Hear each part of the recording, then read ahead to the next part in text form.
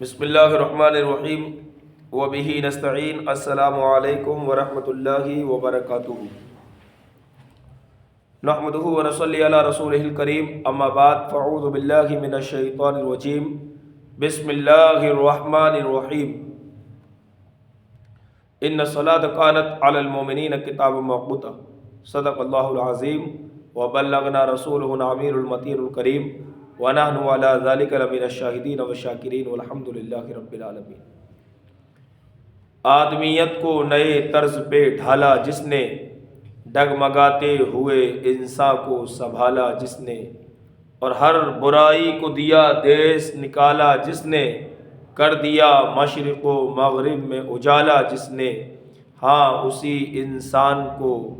محبوب خدا کہتے ہیں، نام آتا ہے تو سب صلی علیہ کہتے ہیں۔ پڑھی اللہم صلی علی سیدنا مولانا محمد مادل الجود والکرم وعلی آلہ واصحابہ اجمعین۔ محترم سامعین و حاضرین، اللہ تبارک و تعالیٰ کا فضل و احسان، اس کا شکر، اس کا کرم، جو اس نے ہمیں اور آپ کو اس دینی محفل میں اسلام کے ضروری مسائل سیکھنے اور سکھانے کی توفیق عطا فرمائی، اور ہمیں اللہ تبارک و تعالیٰ نے حاضری کا موقع عطا فرمایا کہ اس مبارک محفل میں ہم اور آپ بیٹھ کر دین اسلام کے ضروری احکامات اور ضروری مسائل سیکھنے کی کوشش کرتے ہیں۔ اللہ رب العزت ہمیں اور آپ کو دین اسلام کے ضروری مسائل، تعلیمات اسلام کو سیکھنے اور سکھانے کی توفیق عطا فرمائے اور عمل کرنے کی توفیق عطا فرمائے۔ محترم حاضرین، آج کی ہماری گفتگو کا ٹاپک، موضوع نماز کے متعلق ضروری مسائل۔ اللہ تبارک و تعالیٰ نے قرآن پاک میں ارشاد فرمایا، ان الصلاۃ کانت علی المؤمنین کتابا موقوتا، کہ بے شک نماز مسلمانوں پر فرض ہے اپنے مقررہ وقتوں میں۔ یہ آیت کریمہ ہے۔ اس آیت کریمہ میں اللہ تبارک و تعالیٰ نے قرآن پاک میں مسلمانوں کو حکم دیا ہے کہ مومنین پر نماز فرض ہے، ایمان والوں پر اپنے وقتوں میں نماز کے وقت بنائے گئے ہیں، ٹائم ٹیبل ہے، ہر نماز اپنے اپنے ٹائم سے پڑھی جاتی ہے اور نماز مقررہ وقتوں پر ہی پڑھی جاتی ہے۔ ایسا نہیں ہے کہ جو نماز کا وقت مقرر ہے اس کے علاوہ کسی وقت میں ہم نماز پڑھیں تو ہماری نماز نہیں مانی جائے گی، وہ نماز شریعت کے روح سے ہوگی ہی نہیں۔ یہاں سے پتہ یہ چلا کہ نماز کے وقت مقرر ہیں، فجر، ظہر، عصر، مغرب، عشاء، یعنی جب جب نماز کا وقت شروع ہوگا اس وقت ہمیں نماز پڑھنا لازم اور ضروری ہے۔ نماز کا وقت شروع ہونے سے پہلے اگر کسی نے نماز پڑھ لی ہے تب بھی اس کی نماز نہیں ہوگی، اور نماز کا وقت نکلنے کے بعد کوئی نماز پڑھتا ہے تب بھی اس کی نماز نہیں ہوگی۔ لہٰذا اس آیت کریمہ سے پتہ ہی چلا کہ نماز کا وقت مقرر ہے، مسلمانوں پر نماز فرض کی گئی ہے اپنے مقررہ وقتوں میں۔ یعنی اب ہمیں اپنے مقررہ وقتوں کو تلاش کرنا ہے کہ فجر کا وقت کب سے کب تک کب شروع ہو رہا ہے، ظہر کب سے شروع ہو رہا ہے، عصر کب سے شروع ہو رہا ہے، مغرب کب سے شروع ہوتا ہے اور عشاء کب سے شروع ہوتا ہے، اور کون سا وقت کس وقت میں جا کر ختم ہو جاتا ہے۔ ان تمام باتوں کو ہمیں سیکھنا اور ان کا علم رکھنا بے حد ضروری ہے۔ اگر وقت کے حساب سے نماز نہیں پڑھیں گے تو وہ نماز اللہ تبارک و تعالیٰ کی بارگاہ میں مقبولیت کے درجے کو نہیں پہنچتی ہے۔ لہٰذا ہم تمام مسلمان بھائیوں کو اور ہماری اسلامی ماں اور بہنوں کو اس بات کا علم ہونا بے حد ضروری ہے کہ نماز مقررہ وقتوں پر فرض ہے تو ان وقتوں کو ہمیں تلاش کرنا ہے کہ کون سے وقت میں کس نماز کا وقت ختم ہو جاتا ہے اور کون سے وقت میں کون سی نماز کا وقت شروع ہو رہا ہے۔ تو ہر مسلمان مرد و عورت کی ذمہ داری ہے کہ اس کو سیکھے اور سیکھنے کے بعد اس پر عمل کرنے کی کوشش کرے۔ تو آج ہم آپ کو ایک بات تو یہ مکمل ہو گئی، اب ہم آپ کو بتانے کی کوشش یہ کریں گے کہ ہمارے بہت سے بھائی اور ماں اور بہنیں نماز میں کچھ غلط فہمیاں ہیں نماز کے متعلق، جو ہم نماز میں کر بیٹھتے ہیں اور اس کا نتیجہ یہ نکلتا ہے کہ نماز ہماری ہوتی ہی نہیں۔ کہیں نماز مکروہ ہو جاتی ہے، کہیں خلاف سنت ہو جاتی ہے، کہیں واجب چھوٹ جاتا ہے، کہیں فرض چھوٹ جاتا ہے، کہیں جو ہے ہم ایسی جو ہے کام نماز کی حالت میں کر دیتے ہیں جس کی بنا پر نماز ہوتی ہی نہیں ہے۔ یہ چند مسائل ہیں جو آپ کو ہم آج کی اس گفتگو میں بتانے کی کوشش کریں گے۔ آپ حضرات درود پاک کا نذرانہ پیش کریں۔ اللہم صلی علی سیدنا و مولانا محمد معدن الجود والکرم وعلی آلہ واصحابہ۔ سب سے پہلی بات تو یہ ہے کہ نماز ہم پر فرض ہے، اور اللہ تعالیٰ نے ہمیں نماز پڑھنے کے لیے ہی دنیا میں بھیجا ہے۔ ہماری زندگی کا مقصد ہی نماز پڑھنا ہے۔ اللہ ارشاد فرماتا ہے قرآن پاک میں ایک مقام پر وَمَا خَلَقْتُ الْجِنَّ وَالْإِنسَ إِلَّا لِيَعْبُدُونَ، کہ ہم نے جن اور انسان کو صرف اپنی عبادت کے لیے پیدا فرمایا۔ تو عبادت اللہ کے لیے ہے، اس میں ریاکاری نہیں چلتی۔ عبادت اللہ کے لیے ہے اور اللہ کے لیے ہی سجدہ کیا جاتا ہے، رکوع اللہ کے لیے ہی کیا جاتا ہے، نماز اللہ کے لیے پڑھی جاتی ہے، اور اللہ تبارک و تعالیٰ اس کا اجر اور انعام اپنے بندوں کو عطا فرماتا ہے۔ لہٰذا ہمیں نماز کی پابندی کرنا چاہیے۔ نماز میں کوئی بہانہ نہیں ہے، ہر حال میں نماز، ہر جو ہے حالت میں ہمیں نماز پڑھنا بے حد ضروری ہے، اور اللہ تبارک و تعالیٰ ہمیں اور آپ کو سب کو نماز پنجگانہ باجماعت مرد حضرات کو مساجد میں ادا کرنے کی توفیق عطا فرمائے، اور ہماری ماں اور بہنوں کو، اسلامی ماں اور بہنوں کو گھروں میں نماز کا اہتمام کرنے کی توفیق عطا فرمائے، اور نماز کا ہر مسئلہ سیکھنے کی اور لوگوں کو سکھانے کی اللہ تعالی ہمیں اور آپ کو توفیق عطا فرمائے۔ سب سے پہلی بات ہم آپ کو آج بتانے کی کوشش کریں گے، نماز میں ہمارے بہت سے بھائی یہ غلط فہمی کا شکار ہیں، اور وہ یہ سمجھتے ہیں کہ ہماری نماز ہو گئی، حالانکہ اس حالت میں نماز نہیں ہوتی ہے۔ نماز پڑھ رہے ہیں جماعت سے، یعنی امام صاحب نماز پڑھا رہے ہیں، اور امام صاحب جب نماز پڑھاتے ہیں تو امام صاحب کی نماز کا مطلب یہ ہوتا ہے کہ مقتدی ان کی اقتدا کر رہا ہے، یعنی جس طرح امام صاحب کریں گے ویسا ہی مقتدیوں کو کرنا ہے، جس طرح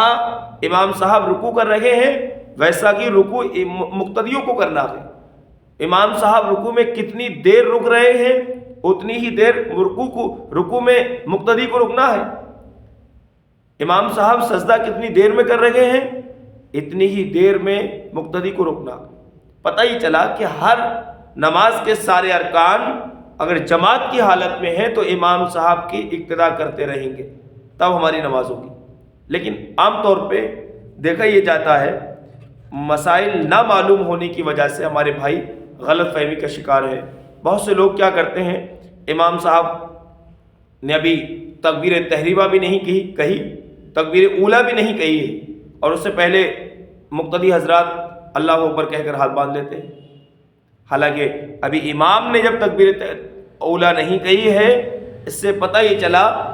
کہ مقتدی کی نماز میں کراہیت پیدا ہوگی، یعنی نماز اس کی ہوگی ہی نہیں۔ ایسے ہی امام سے پہلے رکوع میں چلے جانا، یہ بھی غلط فہمی کا شکار ہے ہمارے بھائی۔ امام سے پہلے رکوع میں چلے جانا، امام سے پہلے سجدے میں چلے جانا، اور سجدے میں امام صاحب سے پہلے اٹھ جانا، سمجھ رہے ہیں؟ یہ وہ باتیں ہیں جن کی ہمیں نالج نہیں ہے، تعلیم نہیں ہے، ہمارے بھائی جانتے نہیں ہیں اور یہ سمجھتے ہیں کہ ہماری نماز ہو گئی۔ تو آج ہم آپ کو حدیث پاک کی روشنی میں اس بات کو بتانے کی کوشش کر رہے ہیں کہ اگر امام سے پہلے کوئی شخص رکوع میں چلا جاتا ہے یا امام سے پہلے سجدے سے سر اٹھا لیتا ہے تو اس کی نماز ہوگی کہ نہیں۔ تو حضرت ابو ہریرہ رضی اللہ تعالی عنہ سے روایت ہے، فرماتے ہیں کہ نبی کریم صلی اللہ علیہ وسلم نے ارشاد فرمایا کہ تم میں سے کوئی شخص جب امام سے پہلے سر اٹھاتا ہے تو اسے اس بات کا خوف نہیں کہ اللہ تعالیٰ اس کے سر کو گدھے کی سر کی طرح یا اس کی شکل کو گدھے کی شکل بنا دے۔ اللہ یعنی پتہ ہی چلا کہ امام سے پہلے رکوع میں چلے جانا یا امام سے پہلے سجدے میں چلے جانا یا امام سے پہلے سجدے سے سر کو اٹھا لینا، یعنی ابھی امام سجدے میں گئی ہے اور آپ ان امام صاحب کی اقتدا کر رہے ہیں، اور امام صاحب کی اقتدا کو چھوڑ کر آپ نے اپنی نفس کی خواہش کو پورا کیا نماز کی حالت میں، اور آپ نے سر اٹھا لیا ہے، یا رکوع میں آپ امام صاحب سے پہلے چلے گئے ہیں، تو نبی کریم صلی اللہ علیہ وسلم نے صحیح حدیث میں ارشاد فرمایا، بخاری اور مسلم کی حدیث ہے، فرماتے ہیں کہ اگر کوئی شخص تم میں سے جب امام سے پہلے سر اٹھاتا ہے تو اسے اس بات کا خوف نہیں کہ اللہ تعالیٰ اس کے سر کو گدھے کی طرح بنا دے، اللہ اکبر، یا اس کی شکل کو گدھے کی طرح بنا دے۔ آپ ذرا سوچئے، آپ نماز کی لیے آئے تھے، مسجد کے اندر نماز پڑھنے آئے تھے، اللہ کی عبادت کرنے آئے تھے، امام کی اقتدا کر رہے تھے، لیکن یہ کیا معاملہ ہوا؟ یہ عجیب بات ہے کہ نماز ہم اللہ کے لیے پڑھ رہے ہیں، سجدہ اللہ کے لیے کر رہے ہیں، رکوع اللہ کے لیے کر رہے ہیں، لیکن اللہ کے رسول کیا فرما رہے ہیں کہ جو ذرا سا بھی اس نے اپنی نماز میں کنڈیشن بدلی، یعنی امام کو چھوڑ کر اپنی مرضی سے سجدہ کرنے لگا یا اپنی مرضی سے سر اٹھانے لگا، تو اللہ تبارک و تعالیٰ اس کے سر کو گدھے کی طرح بنا دے اور اس کی شکل کو گدھے کی شکل بنا دے۔ اس لیے ہماری پہلی ذمہ داری یہ ہے، ہمیں ضرورت اس بات کی ہے کہ ہم نماز کے سارے مسائل کو سیکھنے کی کوشش کریں کہ امام کی جماعت میں امام صاحب کے ساتھ کس طرح ہمیں نماز پڑھنی ہے۔